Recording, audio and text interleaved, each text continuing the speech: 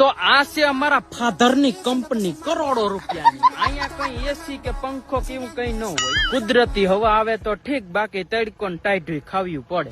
અને અહીંયા પગાર બગાર ન મળે, ઓનલી ફોર શિખામણ. છતાં અમે ખુશ છીએ, બહુ વધારે ખુશ છીએ, કારણ કે પોતાની જ કંપની છે. તો આ છે અમારા ફાધર ની કંપની કરોડો રૂપિયાની. અહીંયા કઈ એસી કે પંખો કે એવું કઈ ન હોય. કુદરતી હવા આવે તો ઠીક, બાકી તડકો ને ટાઈટ ખાવું પડે.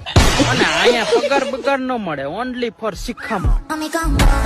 છતાં અમે ખુશ છીએ, બહુ વધારે ખુશ છીએ, કારણ કે પોતાની જ કંપની છે.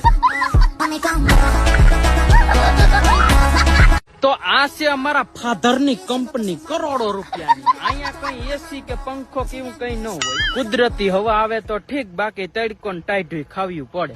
અને અહીંયા પગાર બગાર ન મળે, ઓનલી ફોર શિખામણ. છતાં અમે ખુશ છીએ, બહુ વધારે ખુશ છીએ, કારણ કે પોતાની જ કંપની છે.